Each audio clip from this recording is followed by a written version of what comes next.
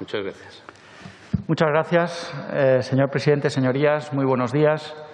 Efectivamente, el pasado 19 de junio del año 2020 tuve el honor de comparecer ante esta comisión representando a las empresas de supermercados, mayoristas de alimentación, centrales de compras. Comencé entonces mi intervención no solo agradeciendo, y lo reitero, sino felicitando a sus señorías por esta iniciativa, por abrir este cauce de diálogo con los sectores afectados. En aquel momento, por la agilidad con la que ustedes lo hicieron, todavía durante la vigencia del primer estado de alarma, y ahora por la reiteración, por darnos la oportunidad, 10 meses después, a los que entonces pasamos por aquí, de venir a contarles cómo ha evolucionado la situación en nuestros sectores.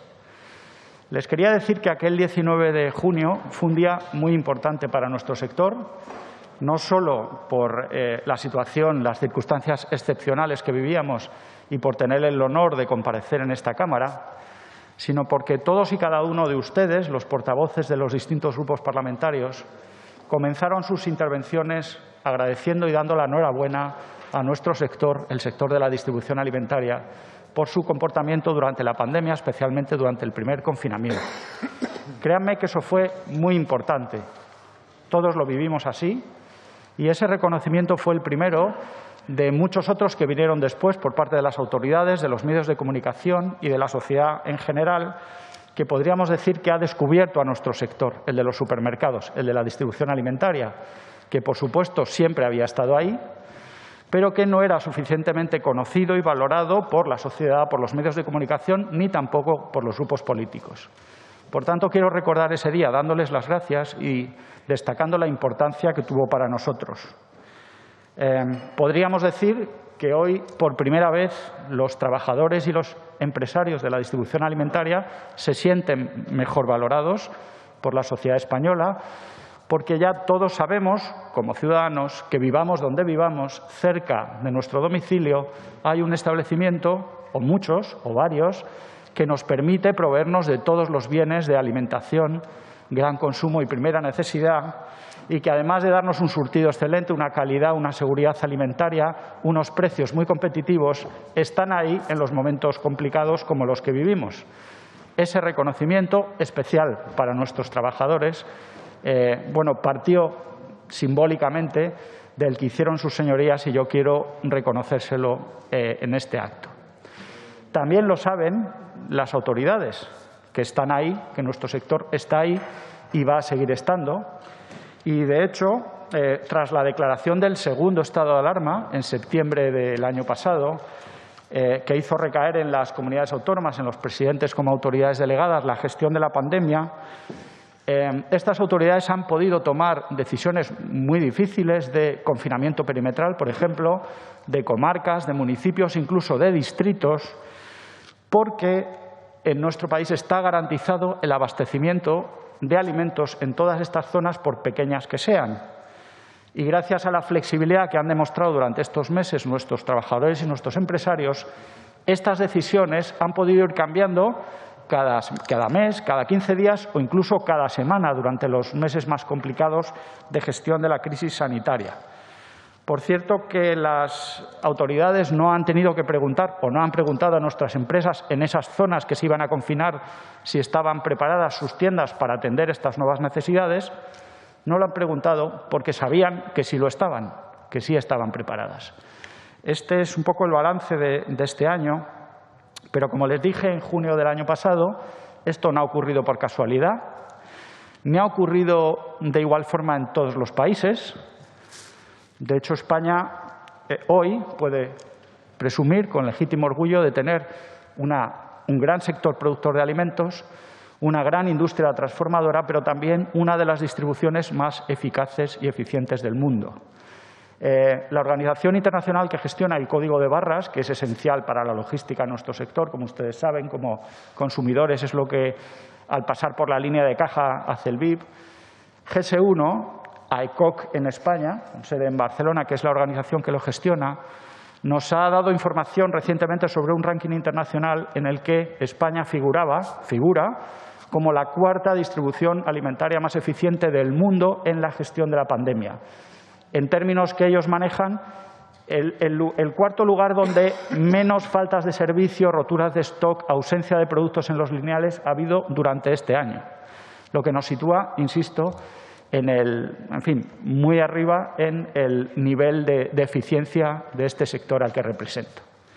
Por tanto, tras reiterarles mi agradecimiento y hacer este reconocimiento que es obligado al sector, pues yo voy a ir con mucha rapidez para darles a ustedes la oportunidad de que entablemos un diálogo y comenten sus preocupaciones o sus inquietudes también. Recuerdan ustedes que en junio del año pasado yo les mencioné un decálogo de medidas que nuestros empresarios consideraban adecuadas para afrontar la recuperación y la lucha contra la crisis económica que entonces estaba en ciernes y ahora, bueno, pues da unos datos preocupantes. Yo les voy a hablar de cómo han evolucionado las cosas en esos frentes que entonces identificamos, en esas 10 medidas. Unas están mejor, otras están igual y otras, desgraciadamente, pues han empeorado.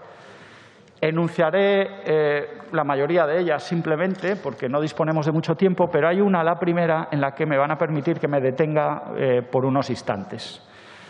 Empezaba nuestro decálogo en aquel momento pidiendo a las autoridades y en su nombre a todas sus señorías que se mantuviera durante la gestión de la crisis la consideración de nuestro sector, el de la distribución alimentaria, como sector esencial.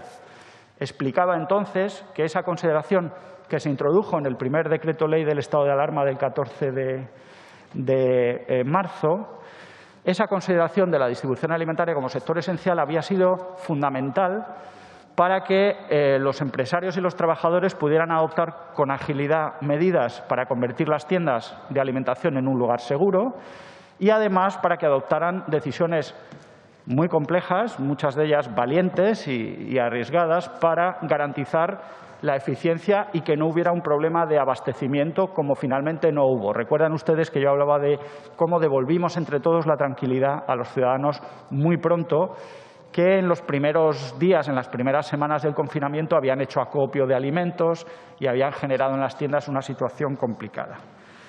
Bueno, en este aspecto de la consideración de la distribución alimentaria como un sector esencial estamos peor ahora que hace 10 meses, señorías. A partir de la declaración del actual estado de alarma, que hace recaer en los presidentes de las comunidades autónomas la condición de autoridad delegada para gestionar la pandemia, se han tomado decisiones que han sido menos claras en cuanto a la definición de nuestro sector como sector esencial, y esta falta de claridad ha permitido en algunos casos introducir limitaciones que han ido cambiando, como les decía, en muchos casos cada 15 días o cada semana, y que no han tenido suficientemente en cuenta, en nuestra opinión, la capacidad de los trabajadores y de los empresarios para convertir las tiendas de alimentación en un lugar seguro, para hacer eficiente el abastecimiento. Los cambios en las normas sobre aforos, sobre horarios, sobre movilidad de los clientes, en muchos casos no han estado bien justificados, en nuestra opinión, y han generado, en todo caso, importantes costes para el sector. Esa falta de claridad en la consideración de nuestro como sector esencial ha creado una paradoja, y es que en muchos casos nuestros empresarios han trabajado con más limitaciones y más dificultades en el segundo estado de alarma que en el primero, en el que la mayor parte de la población estábamos confinados.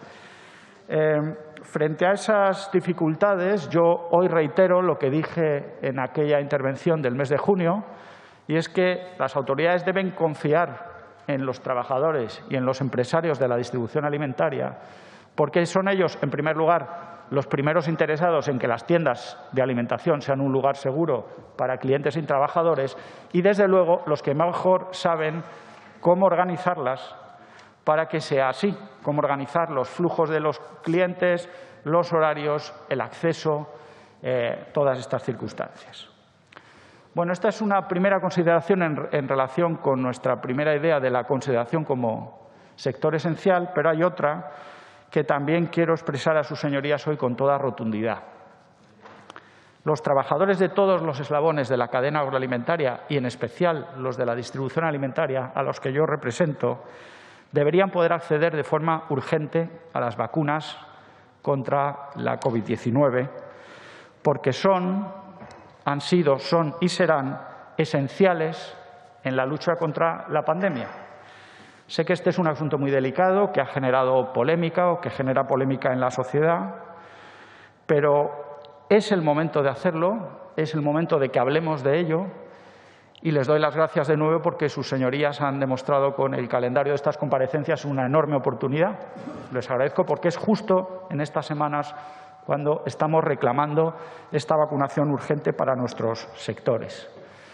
Desde que se inició afortunadamente el proceso de vacunación el pasado mes de diciembre, nos hemos dirigido reiteradamente a las autoridades sanitarias directamente y también lo hemos hecho luego en público a través de los medios de comunicación, reclamando esta vacunación urgente de los trabajadores, insisto, como miembros de un sector esencial.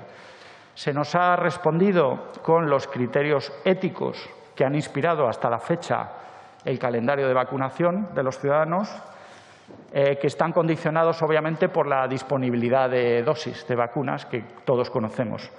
Compartimos y comprendemos totalmente esos criterios éticos, por supuesto que sí.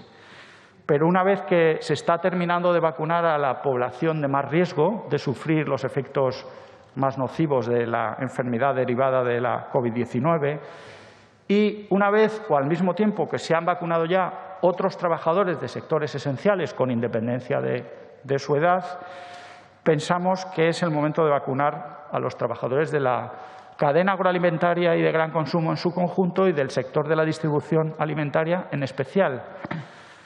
¿Por qué? Por razones que para nosotros son evidentes y están totalmente justificadas. Primero, porque gracias a la seriedad con la que ellos han adoptado las medidas de protección, y créanme que se las han tomado muy en serio desde el primer día, fueron de los primeros, afortunadamente, gracias a la flexibilidad de los empresarios, en tener mascarillas, poder utilizarlas, mantener las distancias. Ustedes lo recuerdan como consumidores. Gracias a ello, estos trabajadores no son un grupo de riesgo.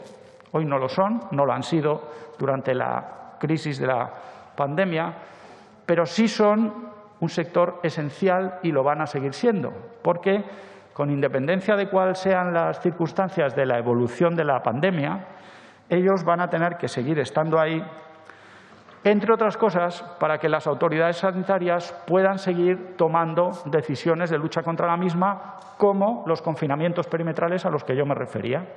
Sin ellos, sin que estén ellos para atender las tiendas de alimentación o los almacenes de alimentación, sin que ellos puedan acercar los alimentos a los ciudadanos, esas decisiones no se van a poder adoptar, porque ellos son esenciales y a la vez son presenciales. Ellos no se pueden confinar, no pueden teletrabajar, como podemos hacer el resto de ciudadanos, entre ellos sus señorías y yo mismo, que llegado el caso podríamos teletrabajar, porque hay alguien que nos acerca los alimentos a nuestros domicilios para evitar que incurramos en riesgos según definen las autoridades. Para que nosotros podamos quedarnos en casa, ellos tienen que seguir trabajando y por eso deben vacunarse ya, al igual que lo han hecho otros sectores esenciales. Esta es nuestra consideración. Nos parece que es lo coherente con la posición que estos trabajadores tienen en el día a día y en su actividad. Y, si me lo permiten, es lo justo, después del ejemplo que nos han dado durante este año de compromiso con la sociedad y de buen hacer. Es cierto que son muchos trabajadores, cerca de 1 millón en el comercio de alimentación, una cantidad similar en el resto de eslabones de la cadena alimentaria de gran consumo, pero también es cierto que los sectores implicados estamos dispuestos a poner todos los medios a nuestro alcance para facilitar y agilizar esa vacunación, y existen posibilidades reales de hacerlo muy rápidamente. Si quieren, luego desarrollamos un poco más esta idea. Bueno, pues esta sería nuestra primera visión de la evolución de la situación relativa a la consideración de sector esencial en relación con la gestión de la pandemia y también del asunto de las vacunas. Avanzando en ese decálogo que yo les proponía en junio del año pasado, que yo creo que sigue estando de actualidad, hay otra realidad. Una vez, asumida la cuestión del sector de la distribución alimentaria como un sector esencial a efectos de las normas que regulan la pandemia, seguimos pensando como entonces que es urgente hacer un esfuerzo para volver cuanto antes a lo que yo llamaba la normalidad normativa. Señorías, según nuestros datos, en un comercio de alimentación de cualquiera de las grandes ciudades españolas, los pequeños municipios pues tienen una carga regulatoria algo menor, está sometido aproximadamente a 3.000 normas que debe conocer y aplicar. Por supuesto, son normas de la Unión Europea, del Estado, de las comunidades autónomas y normas municipales. De esas, el año 2019 hubo 400 que se innovaron o cambiaron, se modificaron. Claro, durante 2020, como consecuencia de la gestión de la pandemia, esto se ha multiplicado y fueron el año pasado 3.200 las normas que o bien se modificaron o bien se aprobaron como consecuencia de la pandemia. Eso son casi 9 normas al día.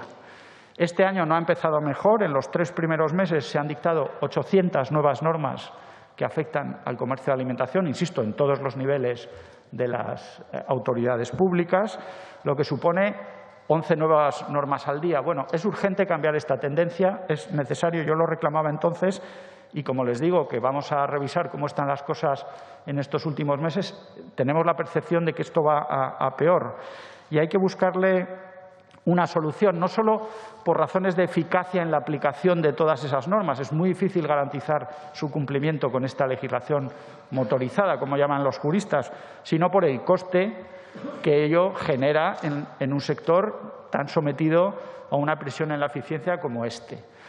Solo vemos una solución, que es que se regule menos y mejor, confiando más en los empresarios, que durante estos meses han dado un ejemplo de responsabilidad.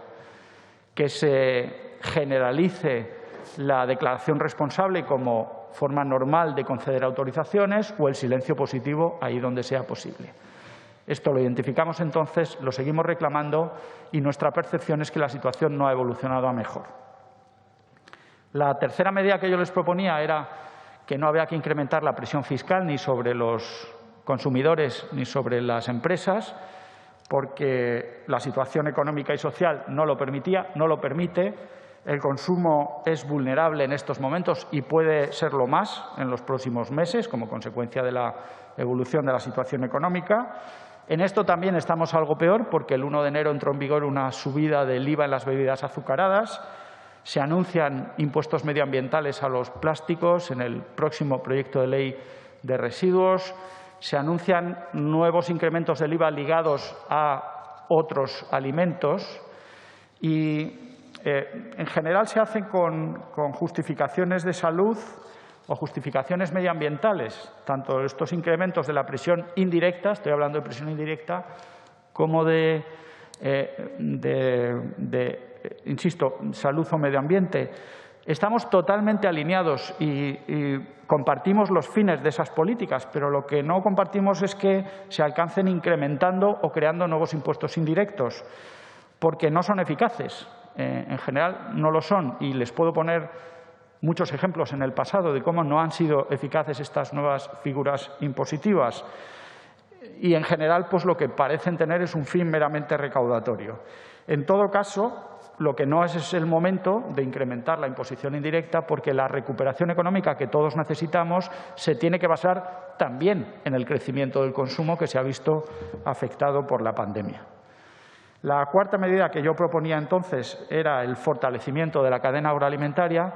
Les voy a ahorrar la explicación sobre cómo ha evolucionado porque la estoy compartiendo con mucho orgullo con sus compañeros de la Comisión de Agricultura, con los que estamos ahora mismo en pleno proceso de tramitación de la modificación de la Ley de la Cadena. Tuve el honor de comparecer a finales de enero en esta misma sala en la Comisión de Agricultura. Entonces, bueno, me remito al razonamiento, salvo que sus señorías quieran que hablemos ahora en sus intervenciones del fortalecimiento de la cadena y de las relaciones con nuestros proveedores.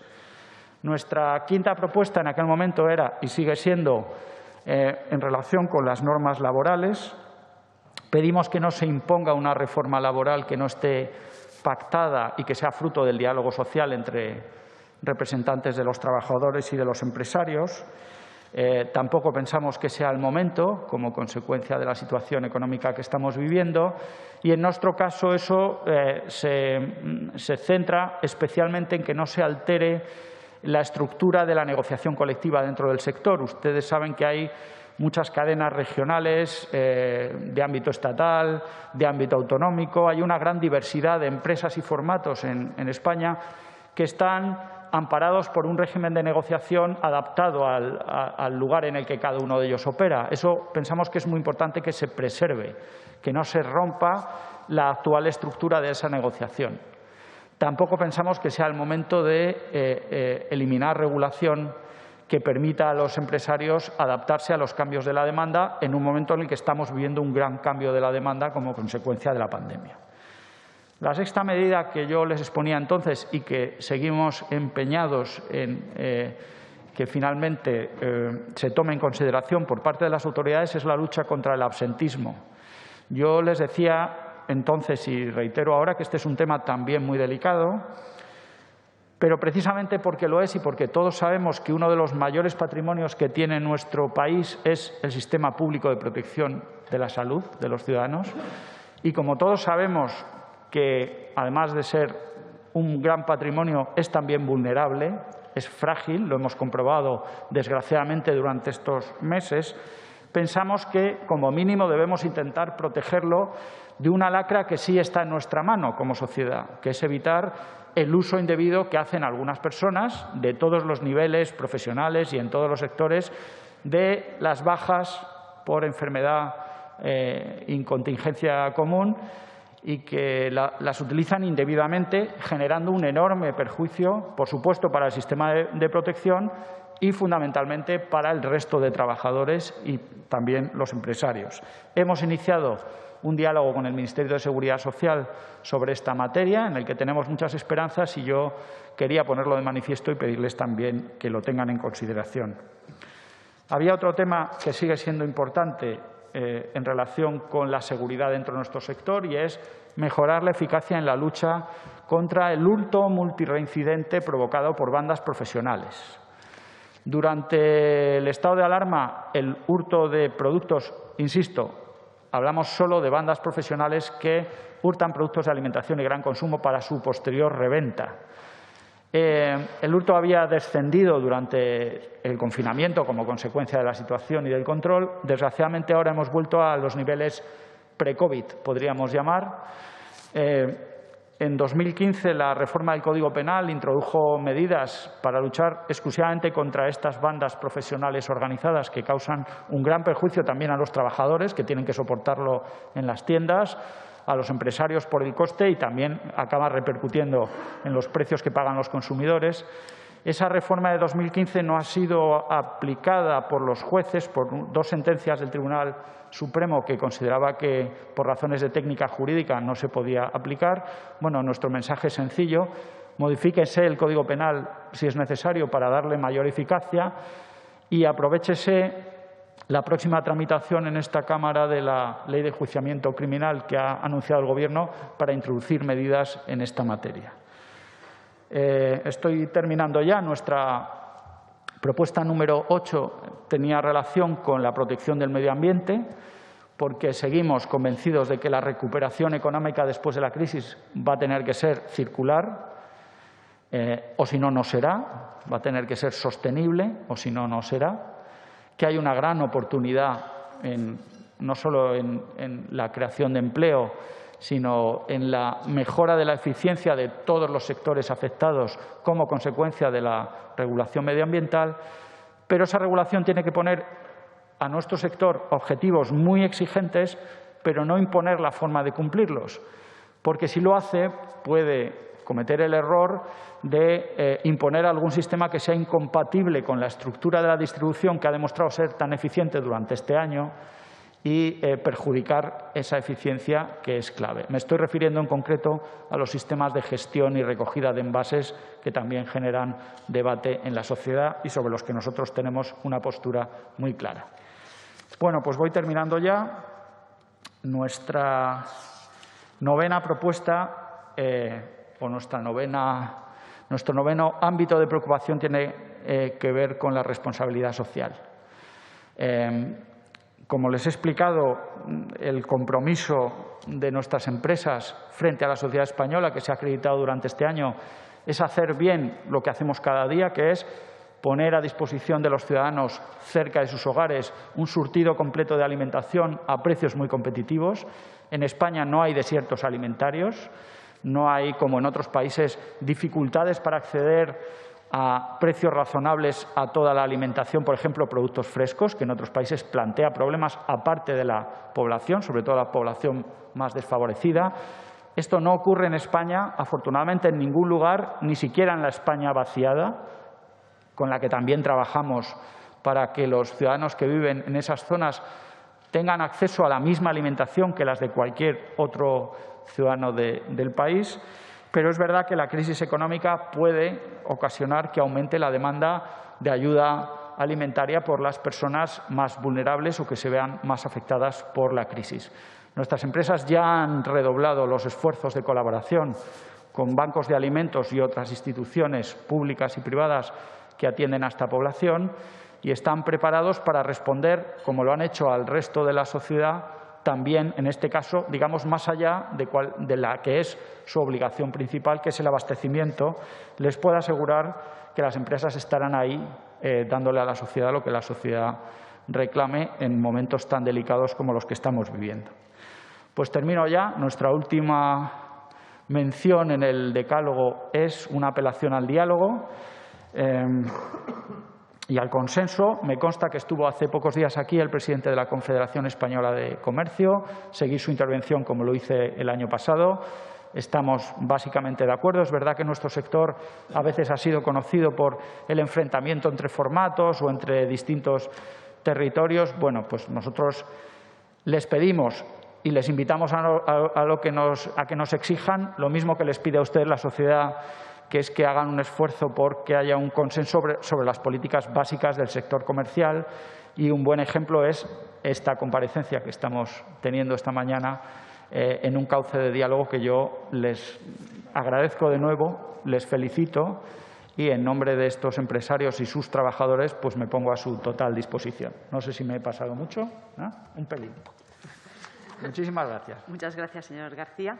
Ahora tienen los grupos parlamentarios por 3